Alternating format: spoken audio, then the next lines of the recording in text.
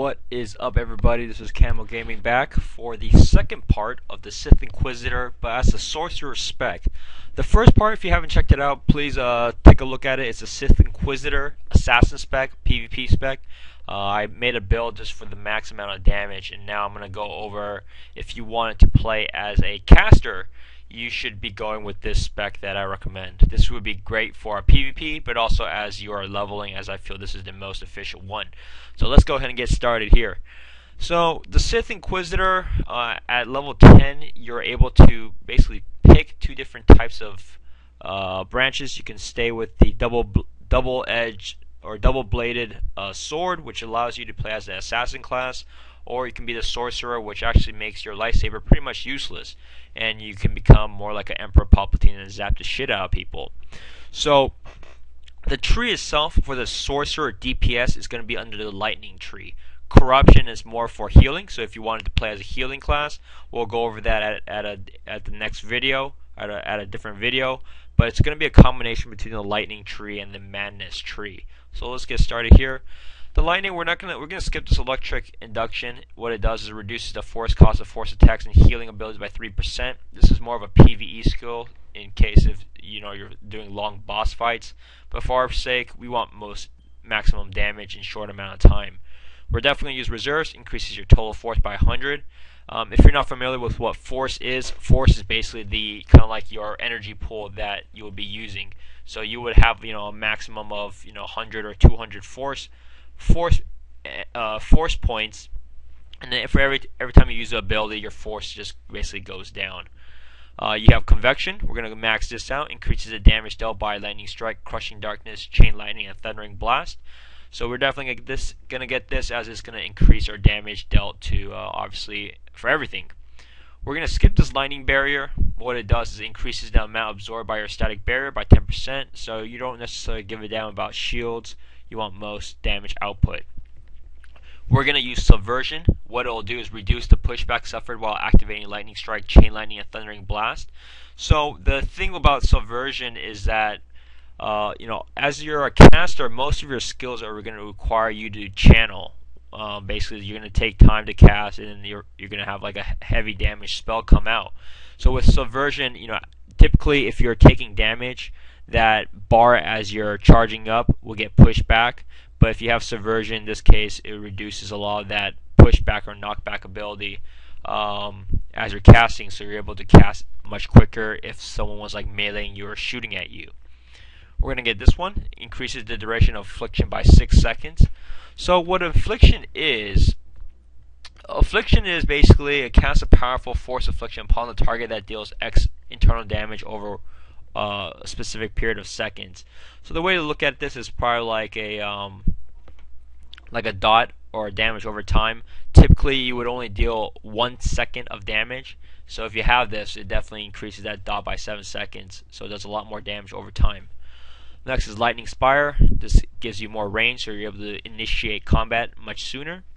We're going to skip Suppression. It lowers the cooldown of the Whirlwind by 7.5 seconds and increases the lockout duration of Jolt by 1 second. What Whirlwind is, it basically takes the enemy mob out of combat. What's pretty funny is that most of these are very similar to what from like WoW characters. In this case, for like a druid, it's kind of just like Cyclone. That's really what Whirlwind is. Jolt, on the other hand, is a little bit different. Jolt, it just interrupts the target's current action, prevents that ability from being used for 4 seconds. So if you're thinking about WoW, this is going to be the same thing. It's like a shaman shocking, like doing an earth shock that interrupts, if you're doing some sort of ability or some sort of casting. So let's continue on here. We have chain lightning. It just does multiple. It'll hit more than one target. It'll hit multiple targets. You have lightning barrage. Affliction's critical hits have an X% chance to grant lightning barrage, causing your next force lightning to channel and take twice as fast. This effect cannot occur more than once every 10 seconds. So how you should always initiate that, I'm assuming, is you're going to be charging up with probably one of your strongest lightning spells. I think at this point it might be chain lightning. I'm not necessarily sure yet. Then you're going to put a dot, so your affliction, and then that hopefully will trigger this lightning barrage, which allows you to do more force lightning damage much quicker. That's probably how your DPS rotation would be. Moving on, electric bindings. Overload has an X% chance to bind its targets and electricity, immobilizing them for 5 seconds. Amazing for PvP, as you're a ranged class. You definitely don't want melee in your face, interrupting you and giving you pushback. So you want to pretty much keep them in place so that you can keep yourself distant and just keep firing away. Next is backlash. Your stack barrier has an X% chance to erupt in a flash of light when it ends, blinding all nearby enemies for 3 seconds. I haven't seen this actually yet, but it looks pretty damn cool. This is primarily, I'm assuming, used for, as you can imagine, melee classes. Pretty much one of the only weaknesses for a sorcerer is melee combat, since, like I said before, they give you pushback, they can interrupt you, and they probably do a shitload of damage. Next is lightning effusion. Force attacks that critically have a X% chance to grant lightning effusion, reducing the force cost of your next 2 force abilities. This is great. I'm assuming you might go out of energy relatively quick, so you definitely need that to allow you to cast a lot more spells without basically sitting around waiting for energy for your focus or for your force to recover. You're going to have Lightning Storm, so your Lightning Strike has an X% chance, and your Force Storm has a Y% chance when dealing damage to cause a Lightning Storm, immediately finishing the cooldown on Chain Lightning and reducing the activation time of your next Chain Lightning by 100%. So it appears to me that Chain Lightning is going to be one of your strongest skills. Not only is it one of your strongest, it does damage to multiple targets, so it's great for basically AoEing, which is area effect skills. So this Lightning Storm would definitely enhance your Chain Lightning ability. So I'm assuming your Chain Lightning is going to be used many times, and probably going to be used it's probably going to be the most common skill that you'll be using. You have this one. Your Fork Lightning conducts the force, increasing your force bonus damage by 1% for 30 seconds. Stacks up to 3 times. You have Fork Lightning. This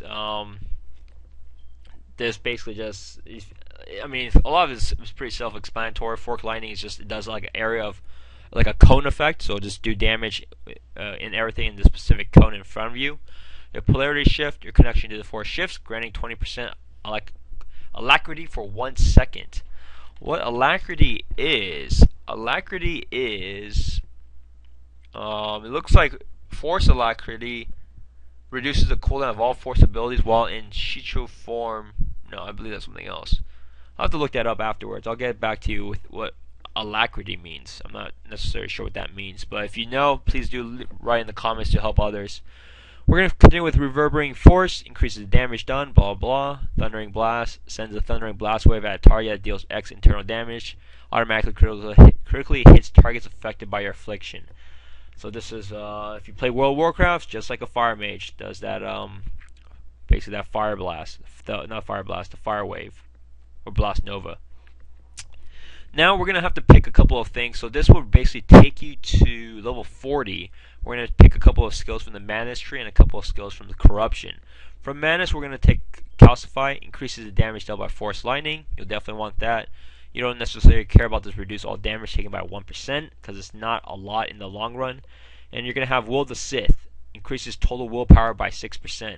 Total willpower is basically one of your stats that you get, and it's your most important stats as a sorcerer. Basically allows you to do more force damage. And then we're going to have Disintegration, increases the critical chance of Force Lightning and Lightning Strike by 10%, which is definitely great. And we're going to pick something from this Corruption tree, increases the Force critical chance by 3% as well. So yeah, so this would basically conclude it. This would allow you to hit level 50 with, I think, the best PvP and also the best leveling build. Let me know what you think. Most of this is still just open for debate. I'm always curious to see what you guys think. So please do leave your comments below. Like this video. Please subscribe to my channel and check out the other videos that will be coming out about these talent trees and about discussions of what builds to do and what's the best, most optimal way to save your time, but also make it the most enjoyable. Alright, for now, I'm out. Peace out.